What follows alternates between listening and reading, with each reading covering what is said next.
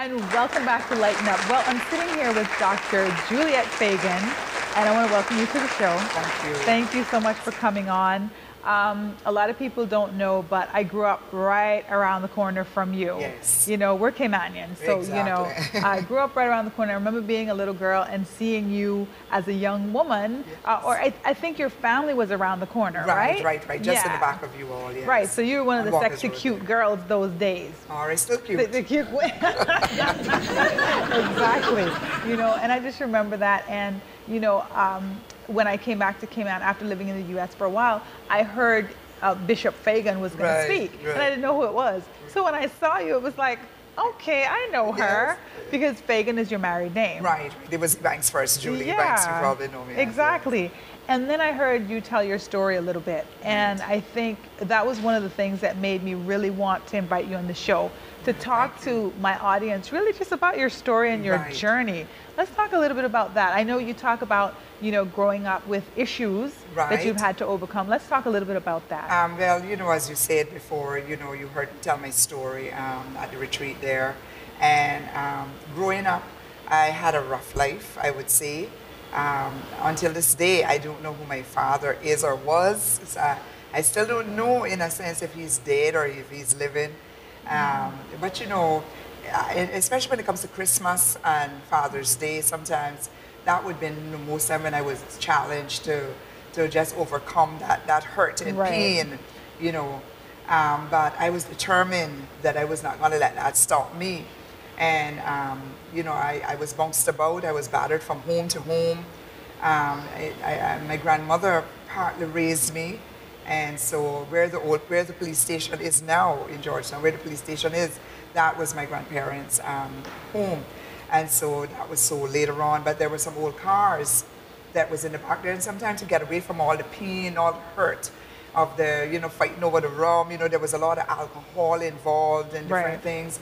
And as a young girl, you know, I don't know, there was always something inside of me that said, you know, you're going to be different. Yeah. And I said I would never grow up to be an alcoholic or a smoker, those Wow. things. Even though as a teenager I played around a little bit with some of the things, Right. I was determined not to become that. Because you saw what it did.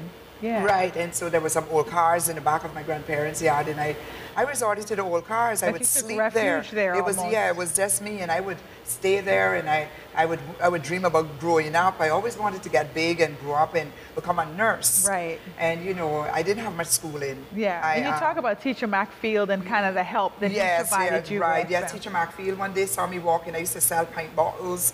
I would try to crumble for food behind Comark and Buy Right. Those remember days, those places, yes, I would try yeah. to look for food, and that's why people have to be careful when they see where you reach today. Right. Because there's very few that know where you're coming from. Exactly. You understand? A lot of people see you now, but they don't know your story. And sometimes you know? they're jealous of I mean, you. or just like something you, I remember you growing up, and I think your mom had how many of you? about three of us three of when you, she yeah. was at the age of 19. Yes, yeah, she Wow, was. teenage She was mother. very young, and I Yeah. remember your grandmother raising you two, and Yeah. you know, so you all had it rough too. So people see you today.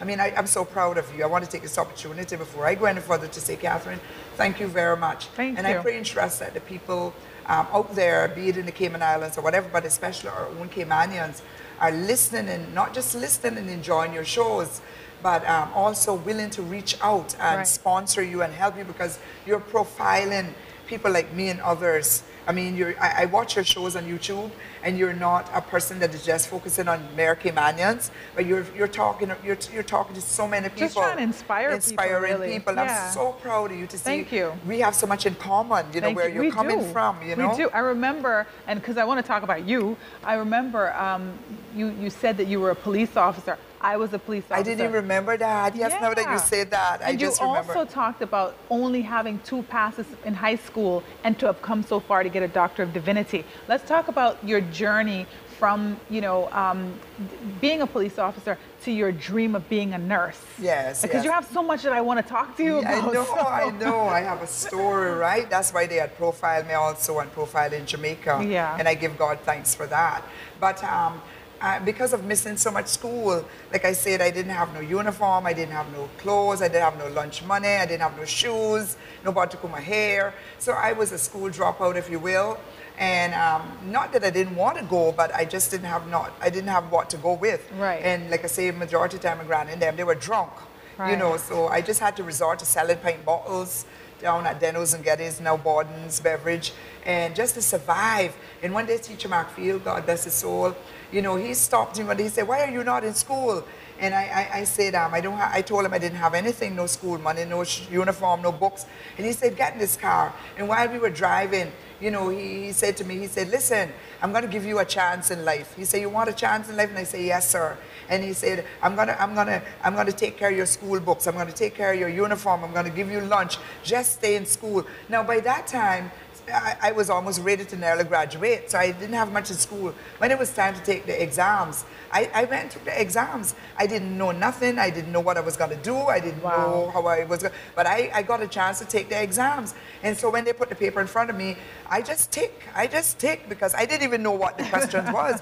But I was determined that I was going to take an exam. I think you knew a little bit more than you even thought at that time. Believe it or not, Catherine, I really didn't know geography. I didn't know much English. I didn't know nothing. And I got geography and I got English. Wow. Now that's great. No, English was one of my passes too, which is great. I didn't get maths. You understand? But a lot of people today But you're pretty smart. That's the whole point. I have common sense. Now, for sure. But you also got a little book smart. You can't have a Doctor of Divinity without having a little book smart. I'm going to tell you about that. Well, I want you to tell me about it, but I got to take a little break, but you'll stay with me, okay? Yeah, right. And we'll be back with more Lighten Up. So stay tuned. We're coming right back. You don't want to miss the rest of the story.